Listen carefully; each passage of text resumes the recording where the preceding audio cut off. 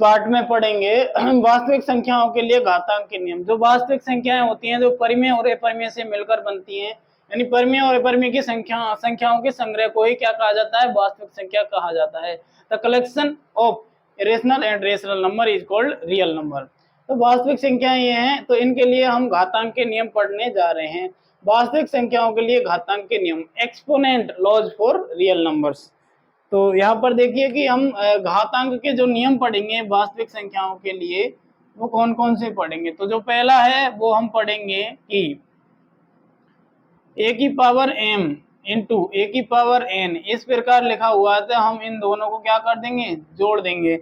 और ये हमने पिछली कक्षा में पढ़ा है। पहले हम आपको 8th क्लास यानी पिछली कक्षा का रिकॉल करवा देते हैं। और जहां पर हमने a और m और n को क्या माना था, जहां पर a m n ये क्या है, ये है नेचुरल नंबर। नेचुरल नंबर का मतलब होता है प्राकृतिक संख्याएं, ये हमारी प्राकृतिक संख्याएं होंगी।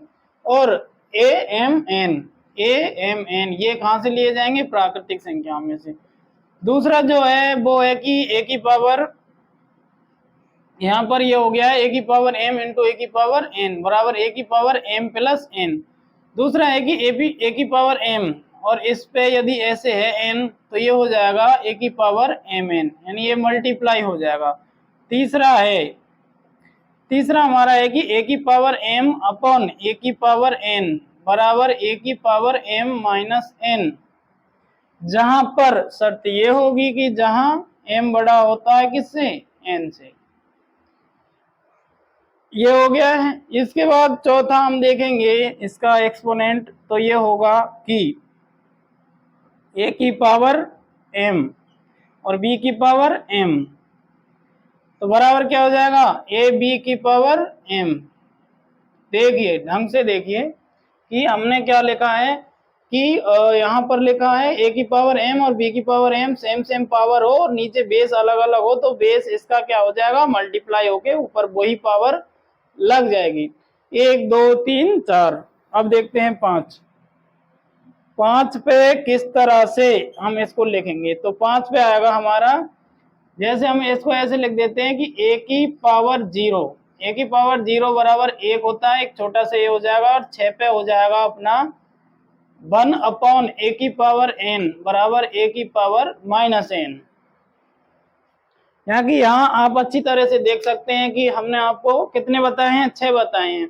यानी कि a की पावर m और a की पावर n यानी बेस समान है और ऊपर अलग अलग संख्याएं दी हुई हैं, और ये संख्याएं प्राकृतिक संख्याओं में से ले जाएंगी। जैसे 2 की पावर 3 और 2 की पावर 4 है, तो ये दोनों जुड़ जाएंगी। इसी प्रकार यहाँ पर a की पावर m और उसकी पावर n लगी हुई है, तो ये दोनों गुणा हो जाएंगी। इसी प्रकार ऐसे भाग में है तो ये घट जाएंगी जहाँ m बड़ा है n से, और इस प्रकार मल्टीप्लाई में है और ये समान है, ये भी m है ये भी m है, एक ये अलग है तो ये दोनों मल्टीप्लाई हो जाएंगे, ऊपर m लग जाएगा।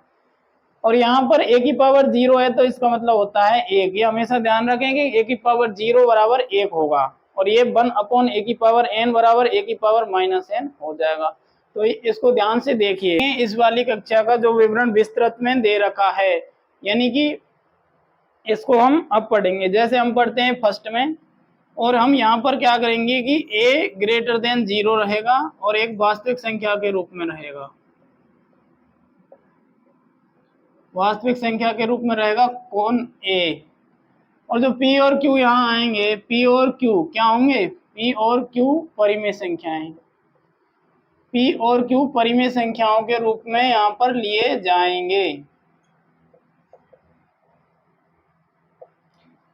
तो देखिए हम पहला जब यहाँ पर लेते हैं एक्सपोनेंट का लॉज, तो यहाँ पर आता है कि p की पावर, हम लेते हैं यहाँ पर a की पावर p और a की पावर q बराबर हो जाता है a की पावर p प्लस q।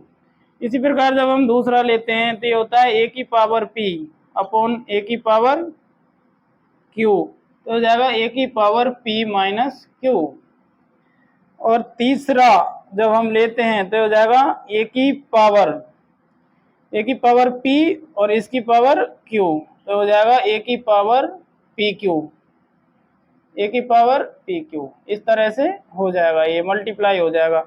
और चौथे रूप में हम इसको किस तरह से लिखेंगे, ये लिख दिया हमने, ये लिख दिया। अब हम लिखेंगे कि a की पावर, भाग के रूप में लिख दिया है हमने, देखिए a की पावर m इंटू a की पावर n जो होता है m प्लस n जोड़ दिया है, यहाँ पर मल्टीप्लाई हमने कर दिया है इन दोनों को, और यहाँ पर घटा दिया है। तो एक जो होगा हमारा वो किस तरह से होगा, तो वो हो जाएगा हमारा,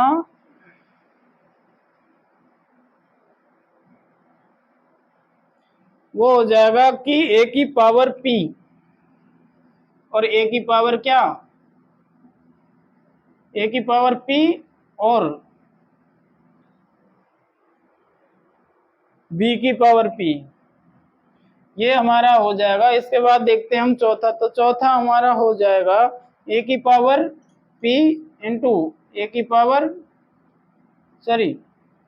b की पावर p, तो ये उधर हो जाएगा ab और इसकी पावर p, इस तरह से। और ये चार हमारे प्राप्त हुए हैं कि विस्तृत घातांक नियम में हम पढ़ेंगे कि a की पावर p इंटू a की पावर q बराबर a की पावर p प्लस q हो जाएगा, और यहाँ पर ये घट जाएंगे और यहाँ पर मल्टीप्लाई हो जाएंगे, और यहाँ पर ये दोनों बेस अलग अलग हैं तो अंदर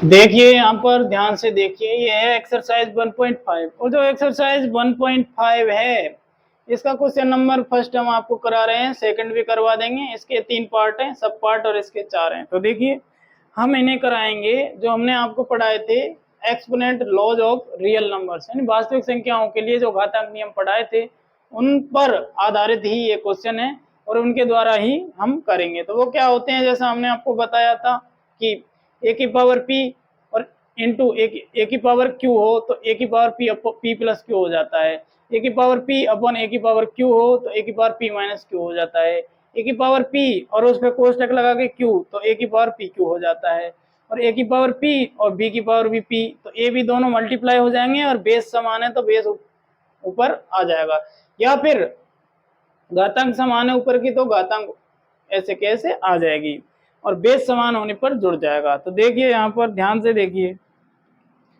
ये है 64 की पावर 1/2। अब 64 यानी 64 को हम तोड़ तोड़ कर कैसे लिख सकते हैं, देखिए इसको लिखेंगे 2 into 2 into 2 into 2 into 2 into 2, और हो जाएगा इंटू 2, तो 2 दूनी 4, 4 दूनी 8, 8 दूनी 16, 16 दूना 32, 32 दूना 64, और इसकी पावर कितना है 1/2, यानी ये हो गया 2 की पावर 6 और इसकी पावर 1/2।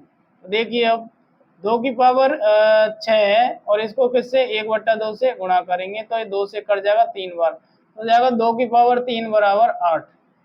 देखिए हमने इसको तोड़कर लिख लिया है, 2 को हम 6 बार लिखेंगे तो 64 बन जाएगा, उसके ऊपर 1/2 लगा देंगे, तो यहाँ पर हम इसे टोटल लिख देंगे कि 2 की पावर 6 हमने लिखा है और 1/2 ऊपर है। अब 2 की पावर 6 इंटू हमने बताया था a की पावर p और उसके ऊपर q हो तो दोनों गुणा हो जाते हैं pq, तो pq को जब गुणा करेंगे तो ये 2 से कट जाएगा, 2 तिया 6, और 3 को 1 से गुणा करेंगे तो 3 आएगा, 2 की पावर 3 करेंगे तो 8 आएगा, 2 को गुणा करेंगे 2 गुणा 2 गुणा 2 तो 8 आएगा। अब हम यहाँ पर देखिए, ध्यान से देखिए, यहाँ पर हम ये वाला क्वेश्चन देखते हैं तो हम क्या देखते हैं कि यहाँ पर 32 की पावर, 32 की जो घात है घातांक वो है 1/5, तो 32 को हम लिख सकते हैं 2 इंटू 2 इंटू 2 इंटू 2, 2 दूनी 4, 4 दूनी 8, 8 दूनी 16 और 16 दूना 32, इस तरह से हम इसको लिखेंगे, और इसकी पावर है कितनी 1/5, यानी 1 2 3 4 5 हो गए, यानी 2 की पावर 5 इंटू 1/5, और 5 से 5 कट गया तो 2 की पावर 1 बचा, तो 2 की पावर 1 बराबर 2 होता है, ये इसका आंसर हो गया।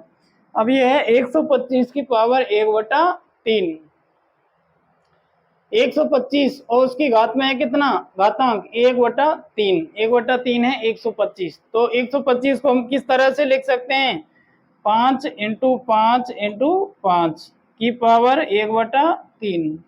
अब देखिए कितने 5 हो गए 1 2 3 5 हो गए, तो हम लिखेंगे 5 की पावर 3 इंटू 1/3, 3 से 3 कट जाएगा और इधर 5 बच जाएगा, 5 हमारा आंसर हो जाएगा। इसके बाद इधर देखिए 9 की पावर है 3/2, यानी 9 को हम लिख सकते हैं कैसे यदि इसके मैं साथ साथ वो भी लिखूं तो वही है इसके रूल जैसे, ए की पावर ये क्या हो जाएगा पी क्यू हो जाएगा, तो मल्टीप्लाई हो गया, ये भी ऐसे ही रूप में है। अब ये है 3 की पावर 2, 9 को क्या लिख सकते हैं 3 इंटू 3, एक बार लिख के बता देते हैं, 3 इंटू 3 की पावर है 3/2, तो हो जाएगा 3 की पावर 2 इंटू 3/2। ध्यान से देखिए 3 इंटू 3 यानी 9 होता है, 9 ही हमने लिखा है, की पावर 3/2, तो 3 को एक और एक 2 बार लिखा है तो हमने इसके ऊपर 2 लगा दिया और 3/2 से गुणा कर दिया, क्योंकि जो ऊपर ये घात है इससे मल्टीप्लाई करेंगे, 2 से 2 कट गया। अब 3 को 3 बार गुणा करेंगे तो कितना आएगा 27 आएगा, 3 9 27, क्योंकि 3 की पावर 3 बचा, 2 तो कट गया।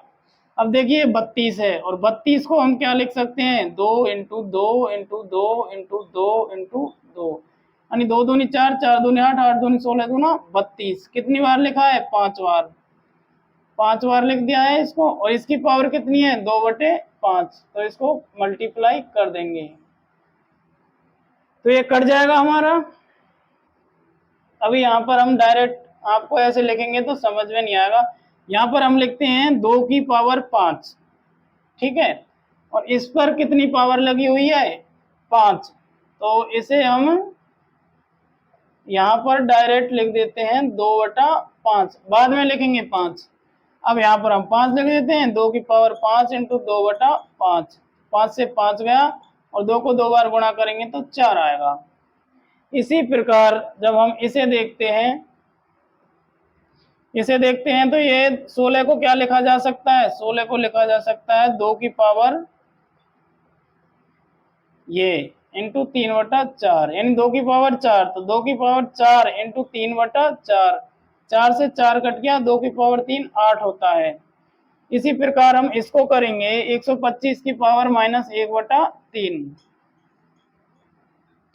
इसको करेंगे तो 5 इंटू 5 इंटू 5 और इसकी पावर है -1/3, यानी 5 कितनी बार लिखा गया है 3 बार, तो 5 को हम 3 बार लिख के -1/3 से गुणा करेंगे तो 3 से 3 कट जाएगा और हमारा आएगा 5 की पावर -1 बराबर 1/5 होता है। क्योंकि हमने आपको अभी बताया था कि 1/n, जैसे ऐसे कोई संख्या होगी 1/n तो उसे a की पावर -n भी लिख सकते हैं, तो ये a की पावर -n के रूप में थी तो हमने 1/a की पावर n लिख दिया, तो ये हो जाएगा 1/5, तो ये इसका आंसर हो जाएगा।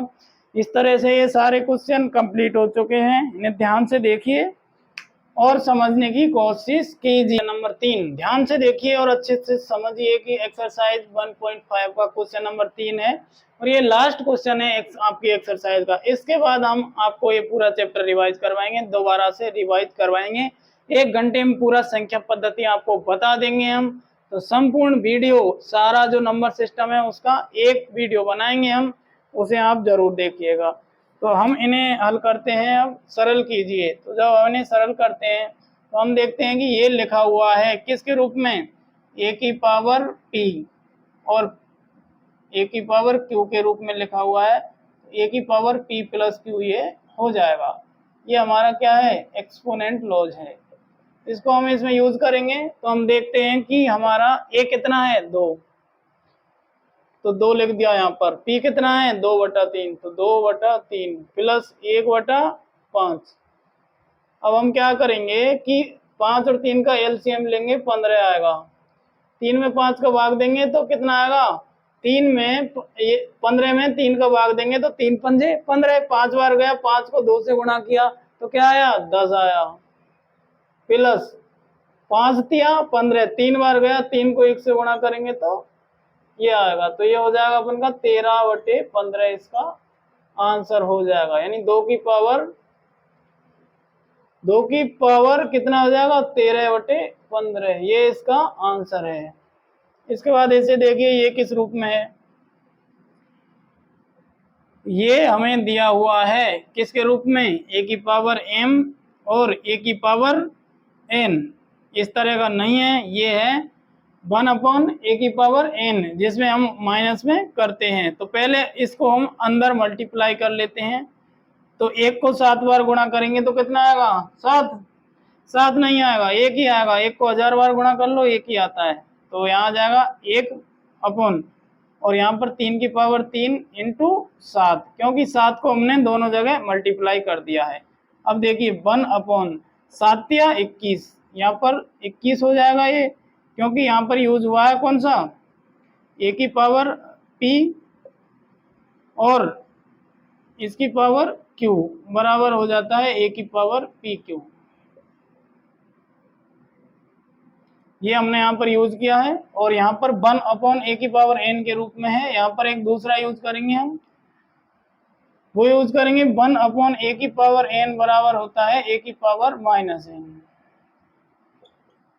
ये यहाँ पर यूज करेंगे तो ये हो जाएगा, ये इसका आंसर आएगा हमारा।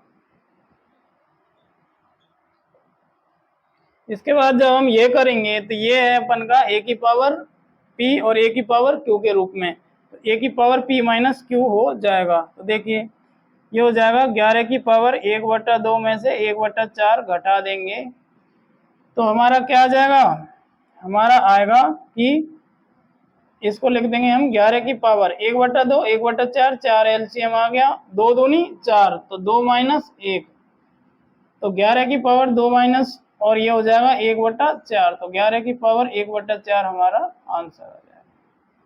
और जब हम इसको करेंगे तो ये किसके रूप में है, a की पावर p और b की पावर p के रूप में है, तो अंदर जो बेस है गुणा हो जाएंगे, 8 को 7 से गुणा करेंगे तो कितना हो जाएगा, 56 हो जाएगा।